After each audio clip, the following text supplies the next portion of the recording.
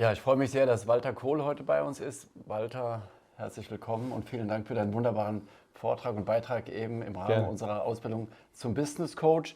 Walter hat eben über Führung gesprochen. Ganz viel über das Thema Führung, Selbstführung vor allem. Und vielleicht kannst du mal mit wenigen Worten sagen oder direkt mal auf den Punkt bringen, was ist für dich die Essenz von Führung? Die Essenz von Führung ist, dass Führung Antworten gibt. Antworten auf Situationen, in denen man sich als Person, als Gruppe, als Organisation, als Firma befindet. Und der führt oder die führt, ist diejenige, die Antworten findet und damit auch Verantwortung übernimmt. Und diese Antworten sollten eine Wirksamkeit, idealerweise natürlich eine Lösungswirksamkeit beinhalten. Und Teil der Antwort sind dann Themen wie Wagen und Wegen, Mut, Sinn und die anderen Dinge, die wir ausgeführt haben in der Veranstaltung. Und dann haben wir über das Thema Autorität und autoritär zu sein gesprochen. Das fand ich auch einen ganz interessanten Unterschied, den du aufgedeckt und herausgearbeitet hast. Da wurde ja auch dann von unseren Teilnehmern nachgefragt, Ja. ja, also Autorität ist doch negativ konnotiert, ist es aber an sich nicht. Ist ja immer eine Frage des Blickwinkels, wie du auch schön dargestellt hast. Ja, es ist auch eine Frage der Kultur. Wir haben ja in Deutschland leider Gottes durch das Dritte Reich und ich nenne es mal durch den kulturellen Rucksack, den wir mit uns rumschleppen, ein gebrochenes, ein verstörtes Verhältnis zum Thema Autorität. Und Autorität für mich ist eben das Fördern, das Fordern, aber auch ganz wichtig das Können und das Wollen hin zur Verantwortung. Und Autorität ist nicht unbedingt das Gleiche, das ist aber ein großer Unterschied zu autoritär. Weil autoritäres Verhalten, autoritäre Einstellung definiert sich ja im Regelfall über Hierarchie. Ne, ich habe 3 Sterne auf der Schulter, du hast einen, also Maul halten, Befehl ausführen und so weiter. Autoritär ist auch nicht per se schlecht, solange es nicht missbraucht wird. Es gibt sicherlich Situationen, gerade in Krisen, Notfällen, was auch immer, in der eine autoritäre Haltung richtig ist, weil es keine Zeit und keinen Raum für irgendwelche Gespräche gibt, sondern nur noch schnell, konsequent und auch durchschlagend gehandelt, sich verhalten werden muss. Autorität ist die Grundlage von Führung. Ich habe das am Beispiel eines Kapitäns, der auf einem Schiff in schwerer See die Führung hat, und dann schauen die Leute schon den Kapitän an und fragen sich, hat er die Fachkompetenz, ist er persönlich in der Lage, mit der Situation umzugehen, ist er ihr gewachsen, und jetzt ganz wichtig, kann ich ihm vertrauen. Und Vertrauen ist letztlich eine der Währungen von Autorität. Also bedeutet es, wenn man jemanden als Autorität anerkennt, das ist ja ein Blickwinkel in dem Fall von mir zu dir, wenn ich dich als Autorität sehe, entscheide ich das selbst. Das hat ja nichts mit hierarchischem Verhalten zu tun, aber das autoritäre Verhalten wiederum wäre dann hierarchisch, wenn du zu mir autoritär wärst. Aber ich kann mich ja entscheiden, dich als Autorität von meiner Seite aus anzuerkennen oder eben nicht. Richtig. Autorität ist wie Respekt. Das muss man sich erarbeiten. Ja. Autoritär kommt über andere Kanäle, zum Beispiel über die Hierarchie. Ja. Diktatoren sind autoritär. Ja. Sie lassen keine Diskussion zu. Es gibt nur ein Ja oder Nein. Ein Bist du bei mir, bist du gegen mich. Ja? Eine Person mit Autorität, der Klassiker ist Nelson Mandela, besticht durch seine Persönlichkeit. Ja. Der braucht keine Armee, der braucht keinen Geheimdienst. Die Menschen wollen ihm folgen. Sie sehen einen Sinn, eine Klarheit in dem, was er sagt, und wollen ihm folgen, weil er für sie die Antwort oder die Antworten in dem Fall formulieren kann, bereithalten kann. Also gibt eine Autorität Orientierung, kann man ganz stark sagen. Und damit sind wir an sich Sie auch gibt schon... auch Halt Gibt und Halt. sie gibt Entscheidungssicherheit. Das machen wir, und ich möchte dir oder ihr folgen, weil ich das Vertrauen in diese Person habe. Aber das muss diese Person sich erarbeiten.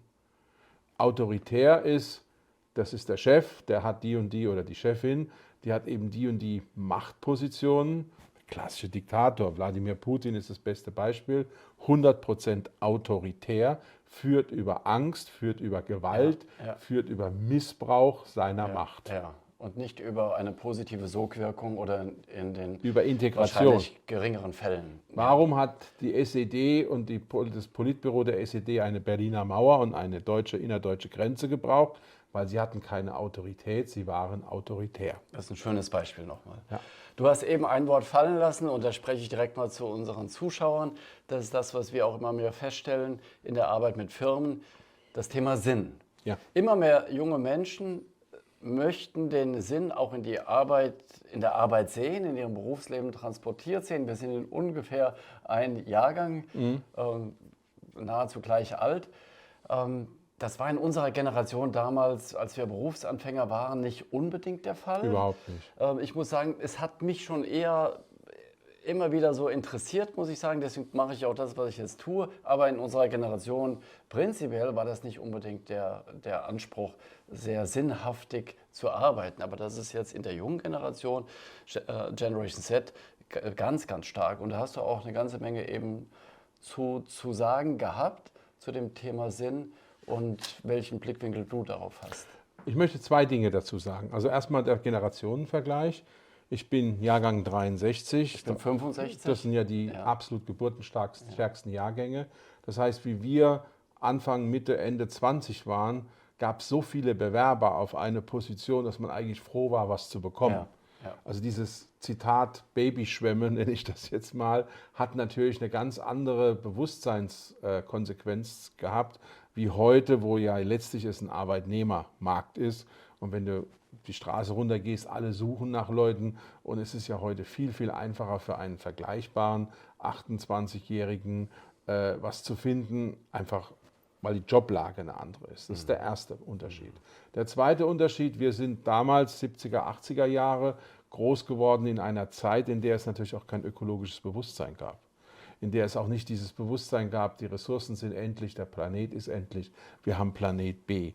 Das haben wir nicht. Also das fängt schon mal an, auch einen anderen Blick auf die Welt zu werfen. Und ich glaube, der dritte Punkt ist, viele der heute jungen Menschen haben Eltern, die ja auch in Berufen ausgeharrt haben, 20, 30, 40 Jahre lang, nach dem Motto, ich muss meine Brötchen verdienen, ich muss die Zähne zusammenbeißen und dann bin ich pensioniert. Ja, und das wollen sie nicht mehr. Und das finde ich auch sehr gesund, das finde ich sehr positiv. Und jetzt zum Thema Sinn. Was ist Sinn? Sinn ist das Wofür, mit dem ich mich identifizieren kann. Sinn ist nichts Abstraktes, Großes, das irgendwo Sinn des Lebens oder so als Überschrift hat, sondern Sinn ist für mich immer die nächste Entscheidung. Ist das eine Entscheidung, zu der ich stehen kann? Gibt die Sinn im Kontext meiner Werte? Ist die sinnhaft im Kontext meiner Lebensführung? Ja. Kann ich die, so habe ich es früher gerne gemacht in der Firma, ans schwarze Brett hängen? Ja. Und das ist sehr, sehr kompatibel zu dem, was wir auch hier tun und auch gerade heute in diesem Blog unserer Ausbildung als Kernthema haben, nämlich das Thema Selbstführung. Also bin ich mir meiner selbst bewusst, wirklich selbstbewusst, was ich eigentlich will und nicht will, wie sind meine Werte, wo sind die gelagert, wie sind die ausgeprägt, nähere ich meine Werte und was ist für mich im Leben prinzipiell wichtig. Und bin ich bereit, für diese Werte auch zu kämpfen, Genau. Schmerzen einzustecken Genau. und zur Not auch zu sagen, trotzdem bleibe ich dabei. Das hast du auch immer wieder mal gesagt. Ja. Und was ich auch sehr, sehr inspirierend und mobilisierend im positiven Sinne finde, dass du auch immer wieder von dem Mut gesprochen hast. Also dass wir das Wagnis, du hast von Wagen und Wägen ausgesprochen, diese Unterscheidung auch hergestellt und bist am Ende deines Vortrages immer wieder auf dieses, man soll doch den Mut haben und das Risiko bewusst nehmen, aber sag's doch gerne nochmal mit deinen Worten, weil du hast es so schön eben erläutert. Ja, wir haben ja in Deutschland eine Kultur, die sehr, ich nenne es mal höflich, risikoavers ist. Ja. Das fängt ja damit an, dass das Risikokapital jetzt mal relativ zur Volkswirtschaftsgröße in Deutschland sehr schwach ausgeprägt ist. Wenn man in Deutschland mit Banken, da habe ich ausführliche Erfahrungen sammeln dürfen, in Anführungszeichen, spricht, dann sind das reine Anti-Risiko-Fetischisten. Und auch die meisten Eltern, wenn ich jetzt mal mich so umschaue, unsere Kinder sind Mitte 20, würden eher risikoaverse Ratschläge für den zukünftigen Weg ihrer Kinder geben. Und ich bin der Meinung, wir sollten hier mehr Mut zum Risiko haben. Wir leben in einer Zeit des Umbruchs, der Disruption. Digitaler Umbruch ist ein ganz großes Thema, KI ist ein Riesenthema, das ganze Thema Nachhaltigkeit, Ökologie. Also viele Wahrheiten von gestern und heute werden morgen nicht mehr wahr sein. Und diese Umbruchzeiten sind immer auch Zeiten des Muts. Wobei ich mit Mut nicht meine, dumm einfach in eine Situation reinzurennen, sondern im klassischen Wagen und Wegen, aber auch wirklich das Wagen vielleicht mal mit 60-70% zu sehen und zu sagen, okay, ich weiß zwar am Ende nicht, ob es so kommt, aber ich gönne mir die Chance, auch auf die Gefahr hin, dass ich in 2 Jahren furchtbar, ich sage es mal ganz hart, auf die Fresse fliege. Und das ist auch etwas, was ich unseren Kindern in der Familie vermitteln will, was ich den Teilnehmern in den Veranstaltungen vermitteln will. Habt Mut, sapere aude, sagt ja auch Kant in seinem kategorischen Imperativ. Und das sind für mich einfach Dinge, die wir uns immer wieder ins Gedächtnis rufen müssen. Denn der Feind des Mutes ist die Bequemlichkeit und ist dieses, eigentlich geht es mir ja gut, obwohl es mir doch gar nicht gut geht. Ja. Also dieses couragierte Handeln, so wie wir es dann auch vom Sprachgebrauch gerne mal nutzen, das ist schon etwas, was du als sehr, sehr zentral, weil das ist die Umsetzungskraft. Genau, ja, unbedingt. Und das können wir komplett unterschreiben und das sehe ich persönlich ganz genauso, dass wir, also wenn ich jetzt auf mich selbst mal gucke, wann geht es mir gut? Schon, wenn ich mutig bin. Doch, kann ich definitiv bestätigen. Als du das eben erzähltest, da ist mir das auch nochmal bewusst geworden. Walter, jetzt bist du ja unterwegs mit diesen Themen, du hast Bücher geschrieben, du sprichst über die Dinge, über die wir jetzt auch gerade sprechen. Würdest du sagen, dass es ein Schlüsselerlebnis in deinem Leben gab, von dem du ausgehend dann sagst, ich möchte jetzt in die Richtung anderen Menschen einen Nutzen stiften und deine Erfahrung oder deine Dinge, die du für dich erkannt hast, mitteilen? Oder ist es eine Vielzahl von Elementen, von Schritten? Es gab mehrere, ich nenne es mal Wendepunkte oder Aufbruchspunkte. Aber was ja ganz wichtig ist, ist, bevor man nach außen wirkt, muss man erstmal nach innen klar sein. Ja. Und es gibt für mich einen sehr, sehr klar definierten Moment, das waren vielleicht wenige Sekunden nur, am Grab meiner Mutter, nachdem sie ja 2001 Suizid begangen hatte und das auch für mich natürlich eine große Belastung war. Und ich sitze dann an diesem Grab, da ist eine kleine Steinbank und in diesem inneren Tumult meldet sich diese kleine Stimme und fragt mich, will deine Mutter, dass du unter ihrer Entscheidung leidest? Antwort, nein. Will sie, dass du dein Leben auf die Reihe kriegst? Ja. Und dann kam die dritte Frage, und warum tust du es nicht? Und diesen Moment werde ich nie vergessen, weil es war ein Moment, es klingt jetzt komisch, brutaler Wahrheit, also im Sinne auch von brutal schmerzhaft, weil es hat nämlich die Verantwortung auf mich gelegt und nicht auf die Umstände. Das war der Moment, wo ich physisch gespürt habe, ich darf und will mich nicht länger hinter Umständen und anderen Dingen verstecken. Es ist an mir, jetzt eine Antwort zu geben. Keine Antwort ist auch eine Antwort. Ja. Und dann habe ich mich auf den Weg gemacht und habe Antworten gesucht, weil für mich klar war, ein Weiter so ist nicht akzeptabel.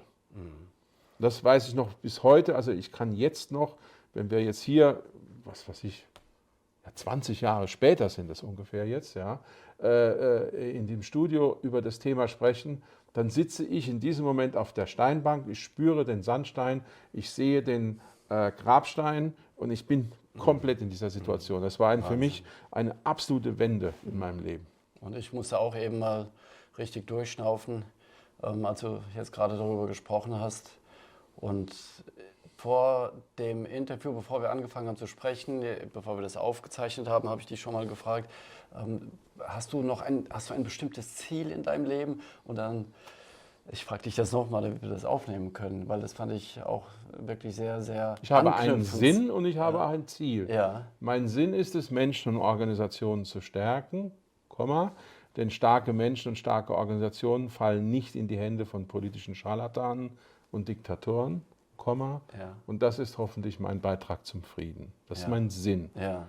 Und mein Sinn bedeutet, ich möchte die Dinge, die wir jetzt besprochen haben, in die Welt tragen. Ich möchte ein Störenfried der Bequemlichkeit sein. Sehr gut. Ich möchte ein Aufrüttler, ein Mutmacher sein in den unterschiedlichen Funktionen, als Ehemann, als Vater, als Freund, als Schirmherr von Suizidpräventionsinitiativen, als Referent, als Unternehmer, jetzt in einem anderen Kontext wie früher, jetzt egal in welcher Funktion. Und das Ziel, was ich damit verbinde, ist Glück. Und zwar das Glück, dass ich in einem friedlichen Land leben darf, in dem ich so sein kann und so frei sein kann, dass es eben auch diese Möglichkeiten gibt. Und ich möchte das einfach genießen mit den Menschen, die mir nahestehen, die mir wichtig sind.